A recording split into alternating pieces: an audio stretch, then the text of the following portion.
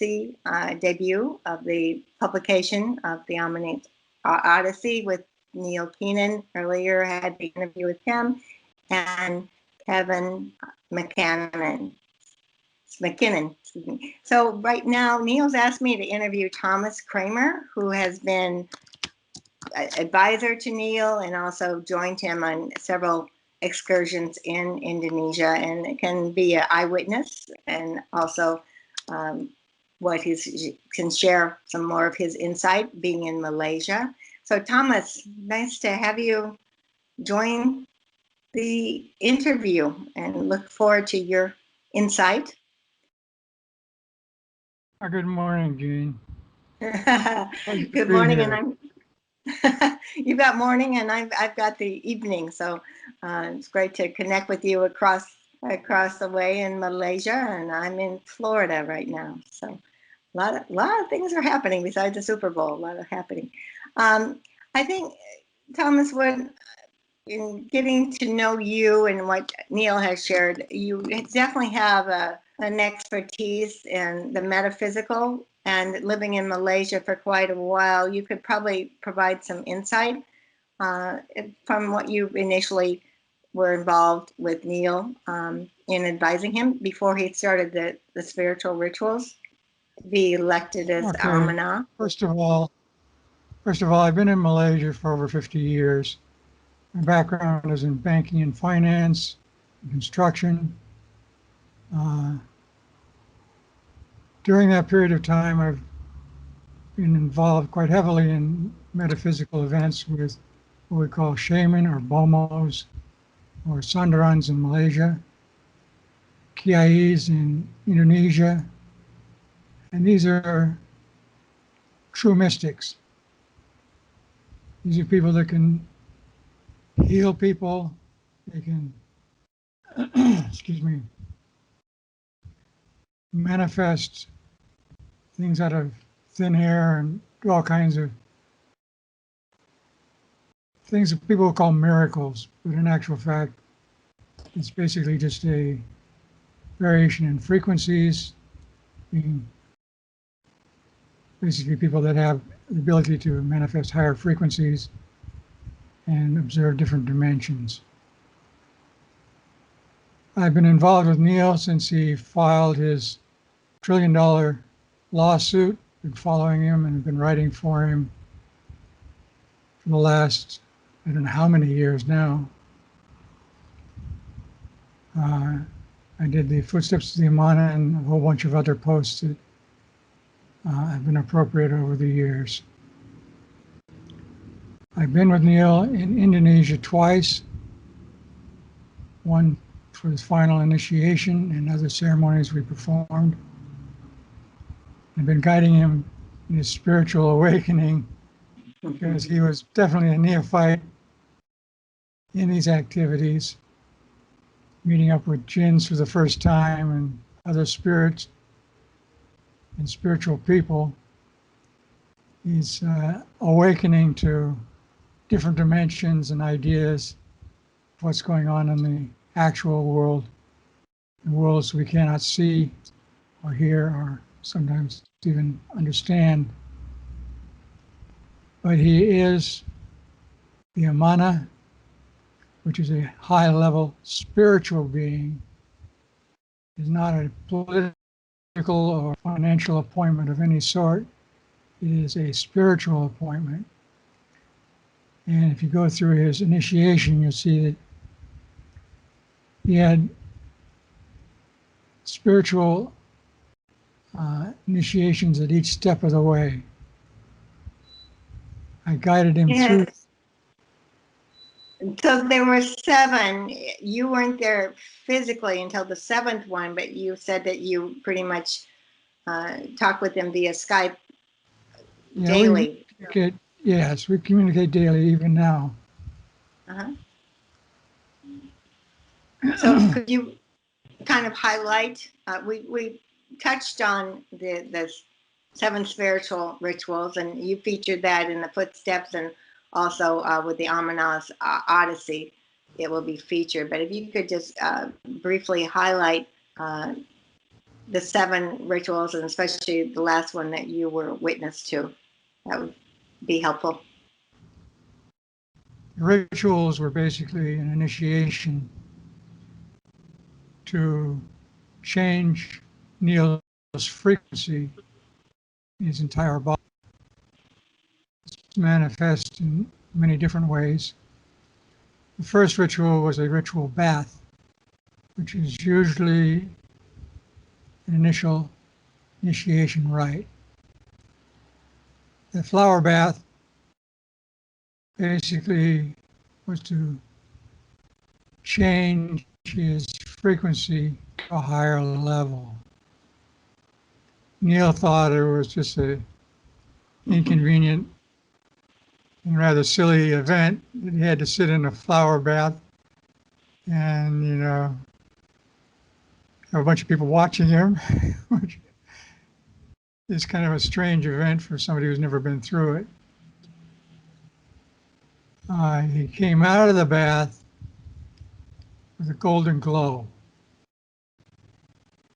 Everybody in the room, including Charles and Joe and Nelu at the time, together with all the Kiais or elders that were there, were kind of astonished to see him with a golden glow all over his body. Mm. No other person in Indonesia who attempted to become the Amana even passed that first test. Someone blind, someone deaf, others couldn't even get into the tub. So it's a ritual that no one else has been able to pass that stage. Just jumped in the tub and came out smelling like a rose and glowing. The glowing aspect has appeared again, the fact that his middle fingers on both hands turned gold several occasions. Wasn't that more after he received the scepter? Yes, that came later, but the fact that it did appear is another sign. Had a golden. Yeah, this is another sign that showed him that he had spiritual powers and spiritual awakening. Right, yeah, because he had the golden glow after the flower bath. And that's what's amazing, you know, when Neil was sharing that with me, that there were very few that survived the initial flower bath.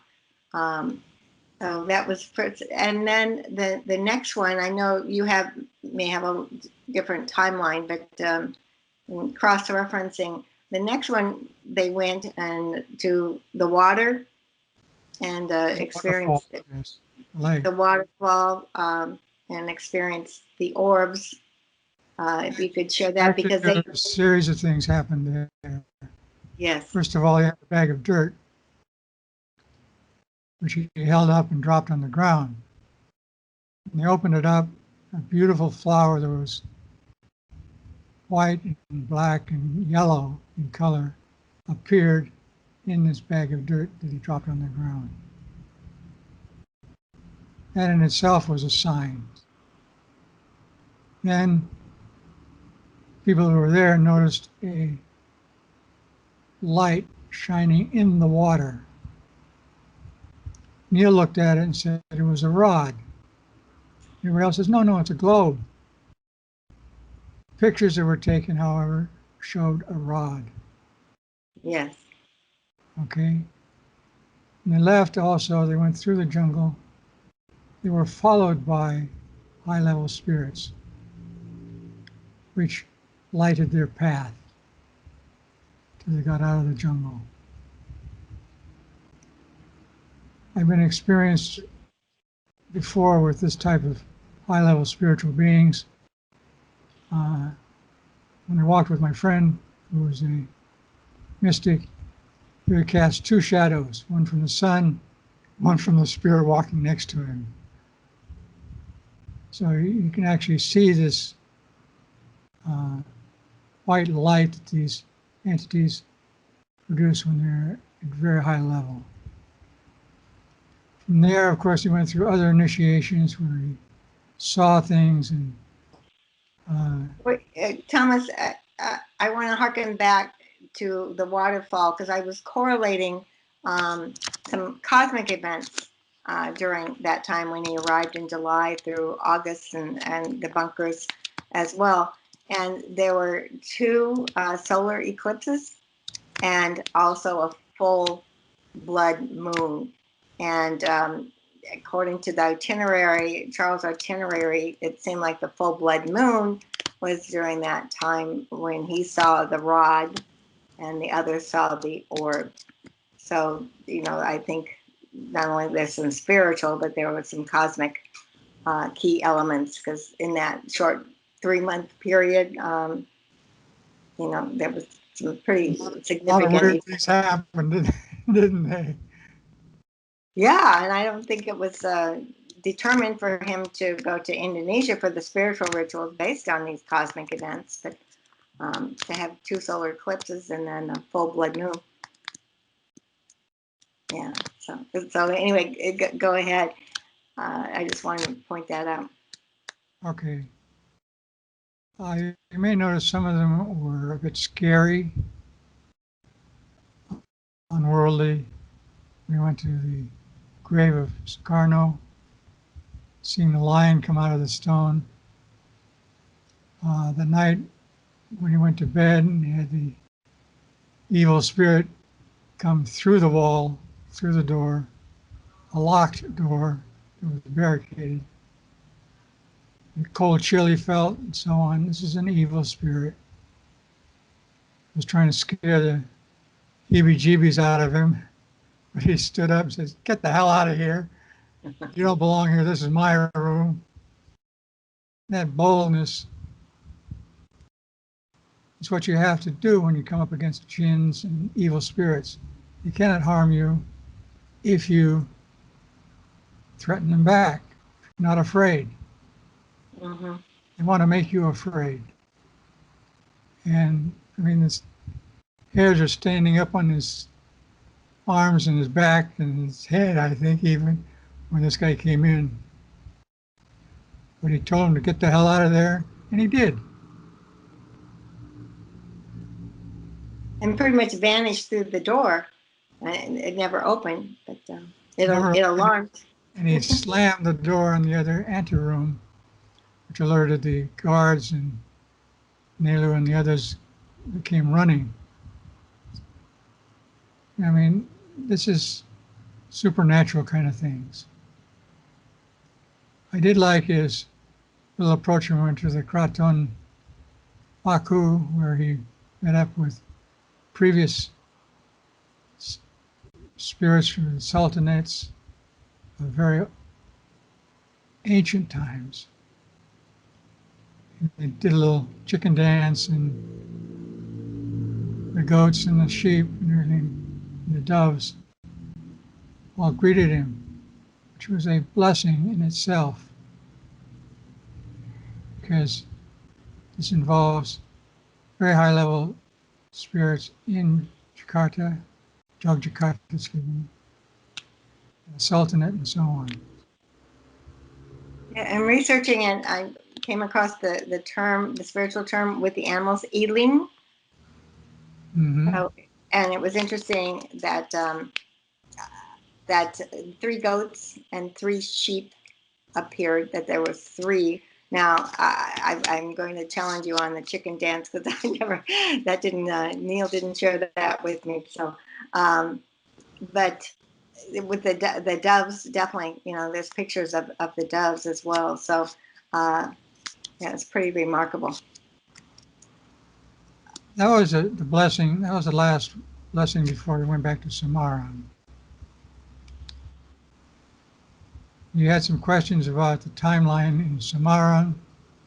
We went Yes. to Samarang from Yogyakarta after the Kraton Baku, which is in the southern part of Yogyakarta. So he went from Yogyakarta to Semarang. In Semarang, he was given the scepters, transfer of power scepter, which is a effigy of Sukarno himself, whom he met when he was in Blitar. And the other scepter was the power scepter, which is used to open the bunkers. Bunkers are actually sealed by jinns, and basically only adept people with proper authority can enter them. And the scepter he has basically is a key to opening the door. And both scepters are very, very powerful. Very powerful. Also in Semarang, he received the initial copy of the Amanah Agreement. He reviewed it.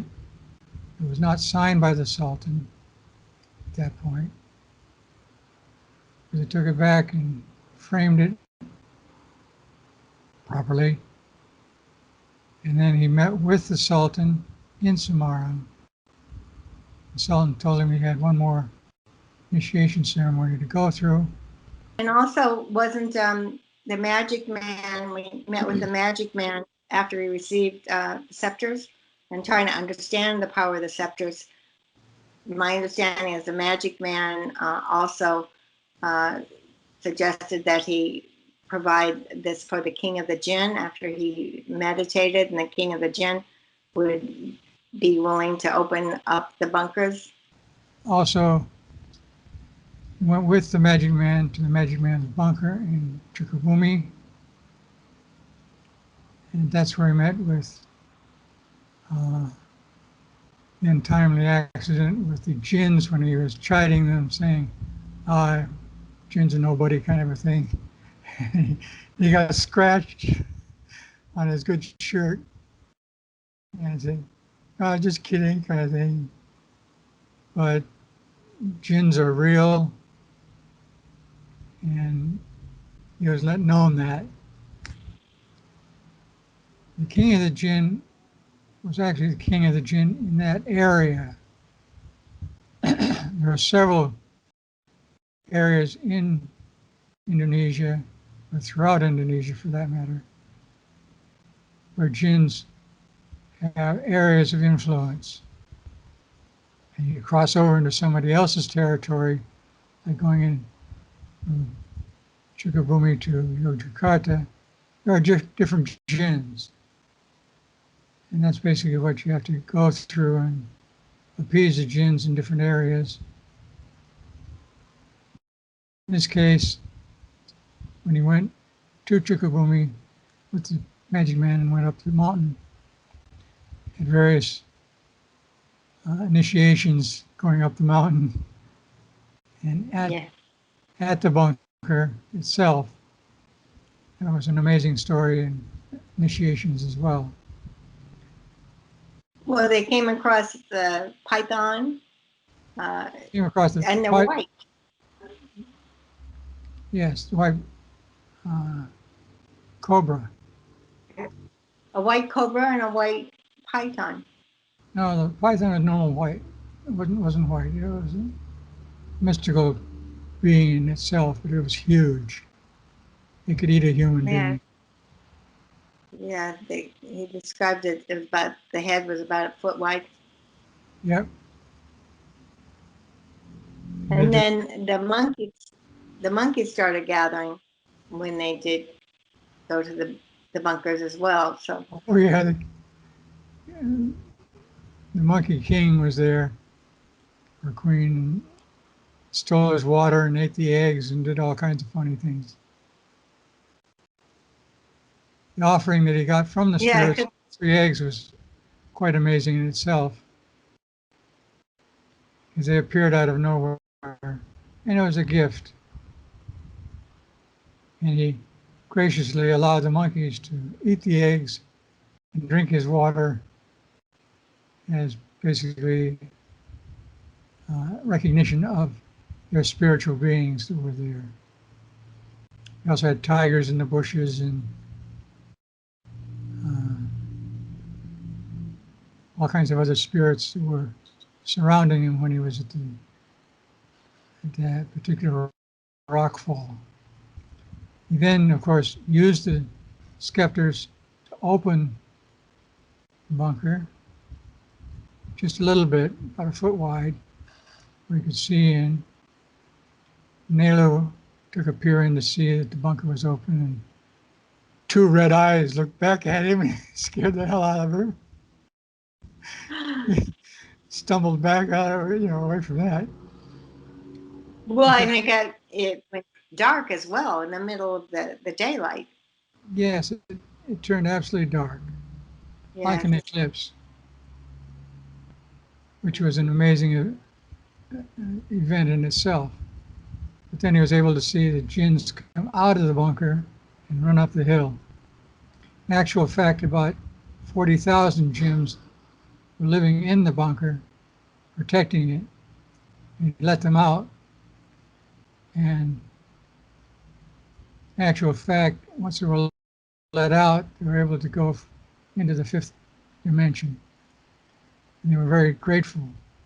Originally, the king of the jinns was demanding Agra oil also, but because they were released, they were able to go into higher dimensions.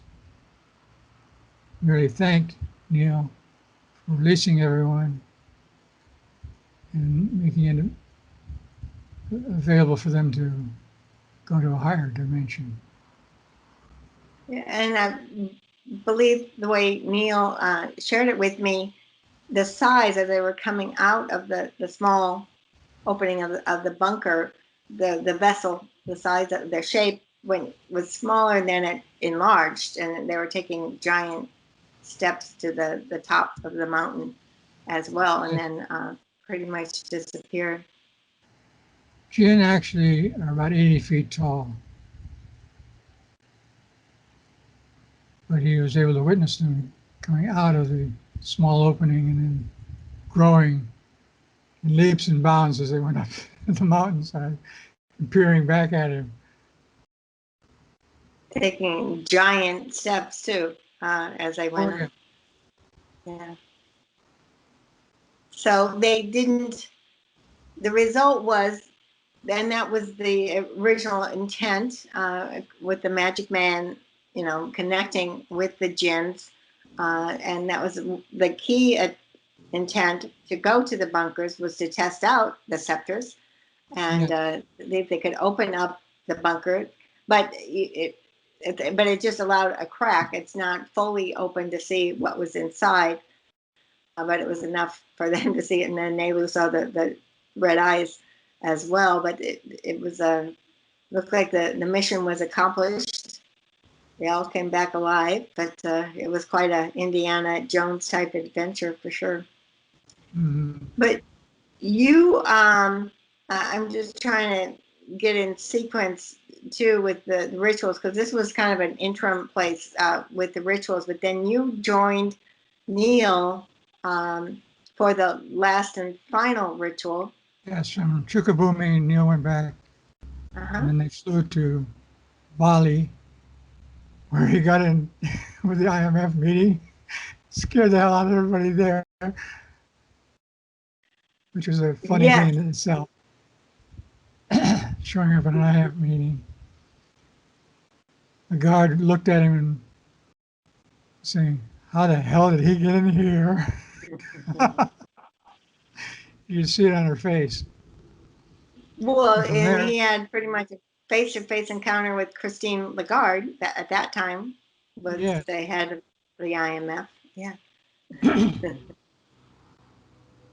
So were you with him at the hotel, or you caught up with him at another location?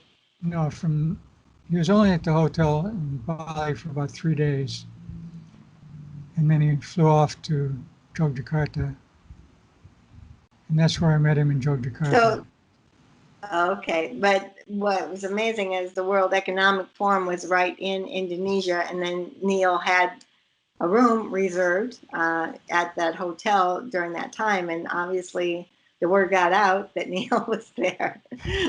So Oh yeah, he scared that was everybody. They knew he was there. They didn't know what he was doing there, and everybody turned silent. Yeah. So after that, that's when you met up with him to do the final ritual? Yeah, so we got the Agra oil. I gave pictures of that. It's a very expensive oil, very aromatic. It's used in many rituals. It's highly praised and valued by the Kiais in Indonesia and elsewhere. Mm. So we got the oil, went to the beach, and had ceremonies at the beach where he was taking two, we call them dulongs, of food and offerings for the spirits,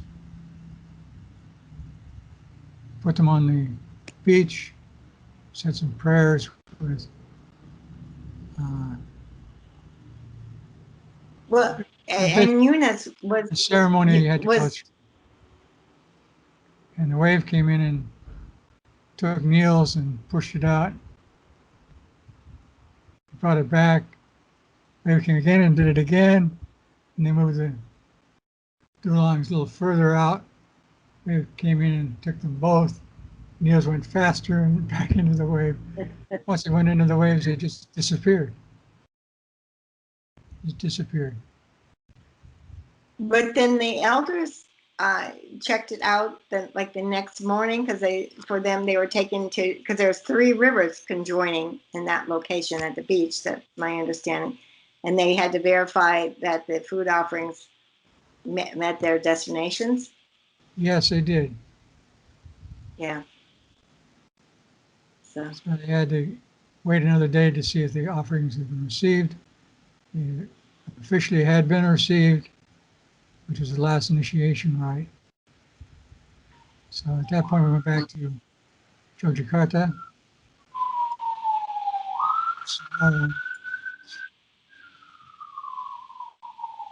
Final preparations for the. We went back to Yogyakarta and received the signed and official framed agreement at that point. That's where you have pictures of Neil that I took, next to the agreement, showing the the signature itself, signatures of everyone else, the translation in English, Bahasa, and Javanese. From there, we went to Semarang with the intent of opening the bunkers. And at that time, you were with him, and that's when you encountered the masses of monkeys that followed you back to the hotel, correct? No, from Semarang, went Balik Kampung, went back home, and we shut down the operation of opening the bunker. From there, we went to Jakarta by car, and from there, we went for a day, well, it was a 2-day trip actually, to Chukabumi, where we went back up to the bunker, which we didn't go all the way up in that case.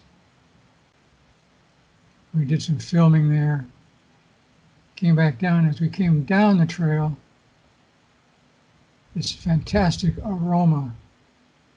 I mean, for perfume, if you put that perfume on, you'd have men following you everywhere.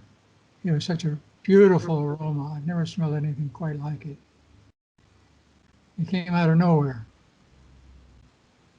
All 3 of us, Joe, myself, and Neil, experienced this amazing aroma in the air. We then drove back to the hotel. As we were unloading everything, Neil was settling himself in his room. Joe looked down and said, "Neil, come quick." I came out and looked down. I said, "Neil, you got to see this." came out. It was hundreds of monkeys. I've never seen so many monkeys in one place at one time. They're on the roof, they're on the power lines, they're on the ground, in the trees, all over the place. Monkeys everywhere. Neil came out and they all looked up. Yeah. They all looked up. Neil addressed them and said, "Thank you for coming," and all this salutations and so on. You don't need to be hanging around kind of thing. Please go back to your jungle abode kind of a thing. I appreciate your help, being with me. It's a nice salutation. But they were all Yes, and at the same time. yeah, and they became quiet all at one time. I mean, there were masses in the trees and everywhere. Now, do you have a sense that those were jinns that just shapeshift into monkeys? Monkeys have their own spirits. Okay. Okay. They had a leader. Leader brought them down. They recognized Neil for who he is as the Amana, as a high level of being, possessing high level vibrations and so on. It just came down to, we would say salam, giving blessings to him, recognition of who he is, and just to be there. We will go back again and see them again on our next trip for sure. Yeah. But I think the next time we better bring a lot of fruit. Well, and so you actually, in returning back to the hotel, you had this beautiful aroma that came out of nowhere, but you didn't see any monkeys until you were unloading. Saw one monkey when we were in the jungle, and he notified the other monkeys. Oh, they okay. all came down. Huh. But the aroma came from jinns, very high level spirits. But it wasn't the agra oil. It wasn't the smell of the agra oil. It was a whole different aroma. It was a whole different aroma, but it was a beautiful aroma. Oh, nice. It was a spiritual event. From Yeah, there, and I'm sure. Jakarta, and that's where we tried to sort out immigration problems and so on for Neil, because he lost a little slip of paper that allowed him to be there for 3 months. And didn't have that piece of paper, so we tried to get clearances through the immigration. He was registered as the Amana, but he didn't recognize his authority, the fact that he was still a foreigner in the country, so immigration authorities didn't know really what to do. So they didn't know what kind of permit to give him, so they had to go by the book and charge him for overstaying, that sort of things. That meant he had to stay for another almost 2 weeks. And during that 2 weeks, he became very ill. In actual fact, my interpretation of that is that he had to be there in Indonesia to cleanse himself. It was a cleansing process.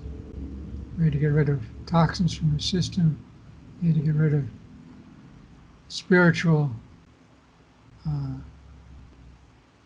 charms that had been put on him and things like that. He also had to go through a period of time for his body to readjust to the new frequencies that had to be done while he was still in Indonesia. He lost about 20 pounds, 25 pounds, I think, something like that, during this process of purging himself. When he got back, he said he really didn't eat. He was just drinking as much liquid as he could. Yeah, the elixirs are going in and coming out quickly as they put them in. Right. That was a cleansing process. and So you don't think it's body to higher because frequency. there was because he had to verify with that timeline when he had the 16 poison time release poison packets that happened before that trip to Jakarta and him trying to depart. So and there was also some various assassination attempts. I think you were involved with a couple that you could possibly share, but you don't think there was additional poisoning to cause that? You really think it's just No, a there wasn't. cleansing? I don't think there was poisoning on that trip. He was poisoned before with the time release capsules. But there were other charms that had been put on him and things like that. And that's what was being released and cleansed from his body. He still has, well, he's now removed a good portion of that. We removed the bump on his arm. Yes, that was pretty Toxins. significant. Yeah, he shared that in our interview earlier, so people could see it. I mean, it's totally flat now, but Yes. that's years in developing. But also, he didn't get a chance to. We didn't touch base on his attempted assassination attempts while in Indonesia. There were several. You weren't there, but with the hotel with the gas. Possibly igniting and a few astute people. Inco, I'm trying to remember his name. He smelled it, so that could have totally blown up. Yes, you have to understand that he was attacking Queen Beatrix, he was attacking prime ministers, he was attacking UN Secretary General, people in Davos. These are all people that you don't want to mess with. Well, yeah, he had the cease and desist, and Yeah, they were being removed. Yes. and his lawsuit really upset the entire apple cart financially. Okay. And you were with him, but he said he kind of got lost in the jungle and came across Soros's militiamen, but survived that as He well. didn't get lost. He went in with paramilitary people when they were informed that Soros was there. Went into the jungle to a training camp. He actually got a few shots off at Soros. Unfortunately, missed him. He escaped, and they almost got him at the airport, but he also was able to get on his private plane and get the hell out of there. He's never come back. Yeah, Soros has never come back. No. But there was an incident that Neil shared with me too. You were in a hotel room with him, and I think you were It's the both second watching trip we made. TV, and That was the second you trip we saw made. red lasers. Yeah, that was the second trip we Okay. made. There were actually 4 attempts on us on that trip. First was spiritual attack on his security person that was supposed to be in charge of his security. And he was very seriously spiritually attacked by evil spirits. Landed him in the hospital twice, and finally we got him on a plane out of there. Then we went from Bali to Yogyakarta, in which there were 3 attempts. One was some Europeans who were spotting him. It didn't make any physical attempt that we were aware of. Second was the Chinese group that was there. They were taken out by the family. He caught one guy outside his bedroom actually trying to break in, and the Chinese family members caught the guy, escorted him out of the hotel, and he has been dealt with, I think, permanently. Third one was, we were sitting in his hotel room, and the curtains hadn't been drawn, and he noticed a red dot appeared on the wall, just flickering for a minute, which is a sighting mark for laser sighting. That passed just behind my head, right side. Neil said, Ah. "Can you get up and close the curtains?" And I said, "Okay." So I got up, purposely stood in front of the curtains and closed them off. So that attempt was thwarted as well. So, and that was the time that was the second time you came back. You met up with some Australian ladies that were wanting to get trained with the bioresonance therapy, Yeah. and you were there. You got to experience it because Neil envisions to setting up the bioresonance therapy clinics throughout Indonesia and then expand it to the rest of the world. So, if you just want to just to highlight a little bit of that, we'll get into that, at another time. But if you want to share that experience with the bioresonance and what Neil's vision Basically, I've been involved in this technology for about almost 30 years. Back in the mid 80s is when they first started the personal computers being able to track frequencies and response in the human body. This went from simple tens units to brain tuners and neural hudas devices and so on. They were able in the mid 80s to actually regrow human fingers and things like that. And this has evolved into med beds and other technologies. Neil's healing computer is the pinnacle of that technology right now. It can do all kinds of things.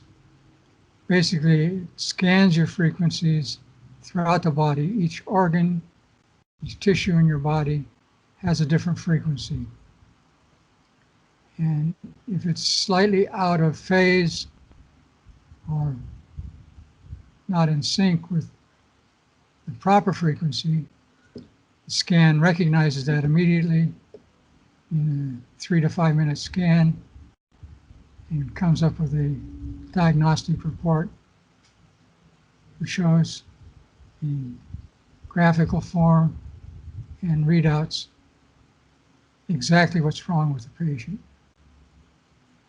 Then the computer can automatically generate algorithms to cure the patient, pumping in the correct frequencies. It's sort of like turning up the sound so you're blasting it a little bit louder than the bad frequency, and it knocks the bad frequency back to what it should be. The body actually heals itself. So the computer, correct frequency. With your DNA. It doesn't really affect the DNA as such. It affects the frequency of the DNA of a particular tissue in your body, whether it be your lungs, your liver, your kidneys, your heart, your eyeballs, your nerves, your brain. Whatever tissue it is, it affects that specific tissue to correct the frequency error that's taking place. It also, the latest versions actually lengthen the ends of the DNA so you get at least another year on your lifeline. Well, and the testimonials, I'm a quantum physicist, so I'm well aware of what the bioresonance can do and the healing, but you're talking about pretty much every disease and COVID, as well as autism, Alzheimer's. There's the treatment. I mean, it's going to totally revolutionize any Western medicine and pharmaceuticals. So, with Neil taking on big pharma and Western medicine, this is going to be pretty significant, Oh, especially with what's going on that's with just the tip of COVID. the iceberg. Wait till it gets the energy machines and clean water machines and things like that. Everyone will have access to good, clean water, free energy, and healing machines. That's going to revolutionize how we live on a global Yes. basis. It's a new age. Yeah. So it's going Transitioning into it right now. to. The old guys are fighting it. It's going to come about whether they like it or not. Oh, absolutely. Yeah. So while you were there, with the bioresonance and doing the training, also Neil was wanting to meet with the Sultan and move forward with the bunkers. And if you could share your efforts to coordinate and go to the palace numerous times to arrange those meetings, that would be great too, since you were back and forth and integral into this and how that played out. Yes, the Sultan, you have to understand, has an agenda. He has to follow a schedule and so on. He was very busy at that time, and we tried to meet up with him either at the governor's palace, where he has his formal meetings, or at the Kraton, which is the Sultan's palace. We did meet up with his son-in-law and his daughter, who is going to be the next Sultan, Kusti Uncle Bumi, who was a very beautiful human being. I had a very good experience with her. What we found out was that neither his son-in-law or his daughter knew anything about the Amana. The Sultan has been keeping it very quiet. Even people in the liaison office didn't know about the Amana. We did inform them, and they now understand what's taking place. And the Sultan and the president and the head of the armed forces and a lot of other people are anxious for Neil to come back. We hope that's going to be very soon now. But while we were there, of course, the Sultan couldn't meet with us. And Neil found out through his Korean contacts that the government was trying to do a deal, a gold deal, with bunker assets with the cabal. To find out who was behind the whole thing. We had to inform the Sultan of the fact that it was basically a trap. And he had to back out of that agreement as quickly as possible. We were able to get through to him at the last minute. Basically, as the Sultan attended a wedding, we got through to his daughter and son-in-law with a message, and the deal was actually canceled as a result. But it would have put a lot of extra money in the hands of the cabal should they have gotten the gold. And we can't let that happen. Yeah, and that's what's amazing, all the sources that Neil has to get that intel to the Sultan, which I'm sure he appreciated very much. He was very involved and appreciated that. So you, at that time, the meeting didn't occur with that trip. No. But he appreciated saving him from getting involved with the cabal South Korean deal. So, with you being in Malaysia, another part, if you could provide some insight with what transpired with some of the cabal dealings with your former Razak, your former prime minister, and how that. I exposed an awful lot of that. You followed up. Basically, Abdul Razak, as prime minister, set up a fund where he was able to bilk the government out of and the people out of billions and billions of dollars. We exposed that. He's now in court right now on trial for his misdemeanors and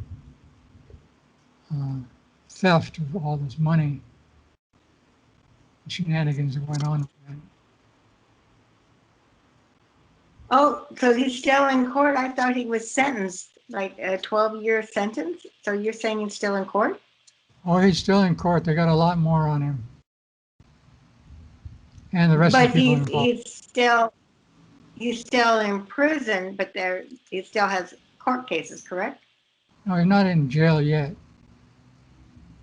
Oh, okay. He's dragging it out as long as he can.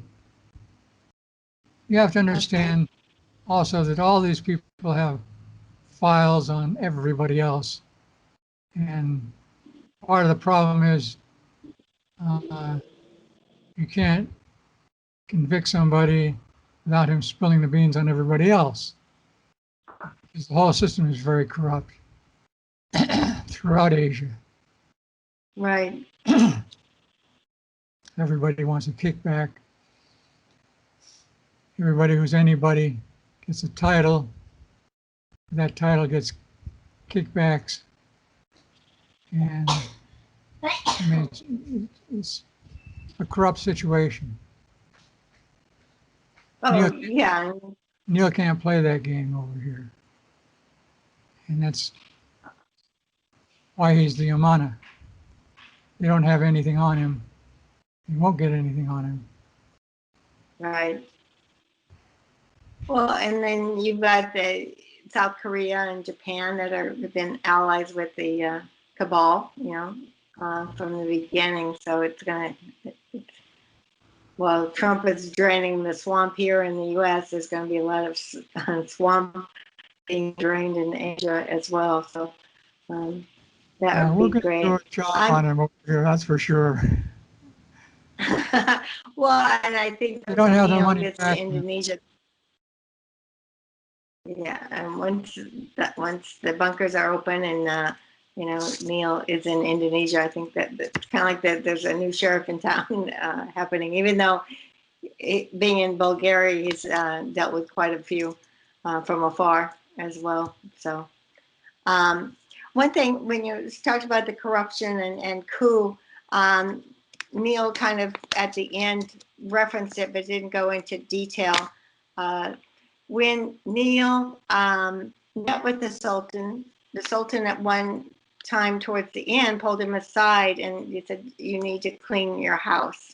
And, you've been aware of Neil for some time. And, there's been people that have been with Neil, like yourself and Richard, and others that have been loyal, but there's been others that had hidden agendas, which Neil thought was loyal.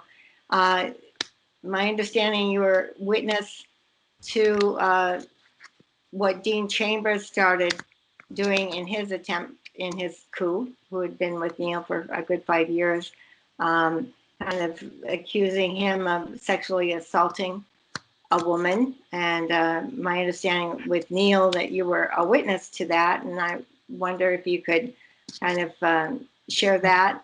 I was not a witness to him assaulting a woman, that's for sure. Because at the time, well, no question, he was purging himself and very, very sick in bed. So he would not have any desire whatsoever to tackle any woman. I mean, he would have probably pooped all over her if he did anything, because he was purging. So because it was my understanding with Neil that happened in Jakarta when you were in the same hotel room with a woman, and I guess she saw a website, a J&D website, and approached Neil. I mean, Neil was falsely accused by Dean Chambers for that, but he alluded that you were a witness and could verify that he did not sexually assault this woman. That was He had part of Dean no Chambers. sexual relations, absolutely none, with that particular person. Yes, yeah, Absolutely. and I think yeah. So since you were a witness, you know, to clear his name of it, because it definitely got around, and you know, for Neil's sake, he does not want to have any accusations like that. And my understanding from Neil, she did write a letter and apologize to that allegation, the false allegation. Yeah, she was trying to get money out of him. That's what it boiled Yeah. down to. Yeah. So thank you for clarifying that, because for Neil at Amana, that needs to be clarified. And it's just unfortunate, people like Dean Chambers and how that played out. You know, and that's in Dean quite a wanted to few. be somebody. That's all. He just wanted to be somebody. He wanted to control the operation, and he didn't have the ability to do so. Yeah. The deeper he got, the more promises making to everybody, including yourself. He made promises that he couldn't keep. Wanted everybody to be behind him and not behind Neil. Oh yes, he was setting up two teams, his team and Neil's, and he kind of figured it out. Yeah. So it's unfortunate because, you know, Neil entrusted him along with others, and he also addressed Gene Haynes, and he is grateful to Gene Haynes kind of wanting to put the blog and getting, because he was kind of doing it under the radar, but you know, some of the accusations that she made against him, but he You have did to understand. acknowledge that she. You have to understand that there's going to be a lot of people who want to get close to Neil, Yes. just because who he is, what he's going to be doing. They all want a piece of the action. There's some of us who are just friends. And you're his friend, I'm his friend. Richard is there. Right. You're the guys that have been around for a long time. We have a lot of spiritual people that are teaming up with us. Kevin, that you interviewed, he's a good guy. Right? Yes. A bunch of others that Neil has known for years. Some lawyers that are very, very good. We're bringing on board. They're a very powerful Yeah. team.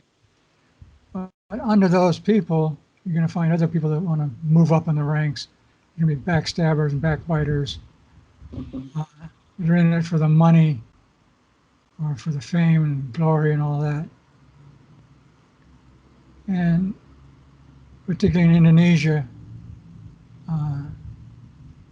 it's dog eat dog over there. People are poor.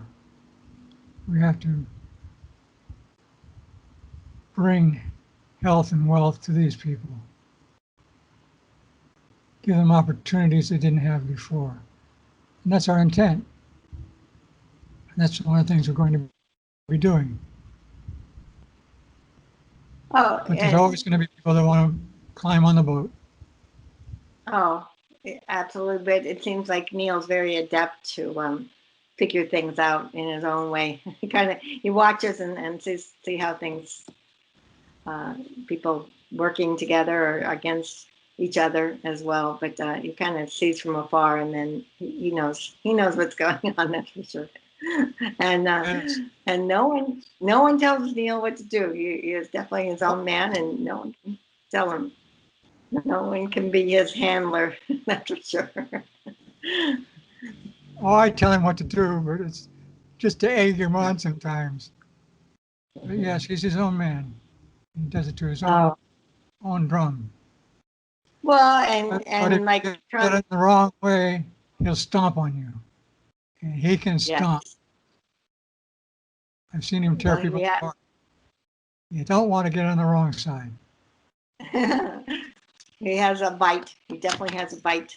And growl, for sure. But it's gotten where he is now. And but the spiritual aspect, and I think this kind of, we can end kind of where we started. And I appreciate your time, Thomas, and sharing this. I mean, you know, it is a spiritual journey, and Neil has not only been dealing in the financial battles, the political battles, but spiritual battles. I mean, you know, being attacked, and he's still being warding things off. But for him to survive all these assassination attempts, and you know, he's got the scepters.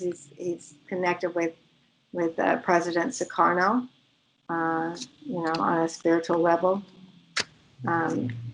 So He's connected with many other spirits, jinns as well. He's well protected. yeah, He's going to be even stronger and stronger. We have more scepters that are coming, talismans and things like that he's going to be able to acquire. They're yes, very he said there's 12 more scepters. I say scepters, you say scepters. But so you're saying these scepters that are more powerful than the transfer of power and the magic power stick? Those two are the initial two that he needed to get going. The other Right. ones have different functions, and they'll be revealed to him as he receives them. Okay. He will get to a point where he'll be able to manifest things. And that will be amazing when he can do that. Yes. But first and foremost, for him to open up the bunkers, and he's getting all these years since 2008. Kevin's anxious. People in Indonesia are anxious. People all around the world are anxious. So the timing of this, especially with what President Trump is involved with, kind of cleaning out the cabal as well. But Neil, as on a global scale, has a lot of power and authority over with the global collateral accounts. Cabal doesn't know what's going to hit him with those scepters. Ah, Clobber them for sure. yeah. Exciting times. We've gone through 2020 and now 2021, and hopefully I'll be seeing you sometime in Indonesia once Neil gets there and gets one of the bunkers open, get things situated. I'm looking forward to it. Yeah, and you contribute a lot to Group K, and it'll be nice to get the team together and then get the dream team part of it too. So, It's and happening. the key thing is the humanitarian projects that the global collateral accounts were initially intended for. And what Neil was saying, the vision for him to make Indonesia the jewel of the Southeast, but Southeast Asia, but it looks like it's going to encompass much more than just Southeast Asia as things unfold. So. Yamana is a global recognized appointment. He has global. Yeah. And the agreement made it very clear as he was elected, not appointed. He was elected as the one Amana, not just the Amana. Yes. So that's significant with the agreement. And it is a global recognition. Oh, yeah, absolutely. Well, thank you very much, Thomas, for your time. We'll add this as an addendum to the interview, and we'll be ready to. I'll be accompanying some PowerPoint slides, so people will have some photos to look at as they listen to Neil's interview and Kevin and your interview. And then we'll be hosting the Amanah's Odyssey book. So it's the second part of the trilogy. The first one was the Amanah of Oz. It kind of looked at the background of Indonesia and Sukarno, kind of the cabal history. And then the Amanaz Odyssey, and we're going to close this part of the trilogy. And when Neil gets to Indonesia, we'll start the Amanaz Opus as he does this great work around the world. So looking forward to that.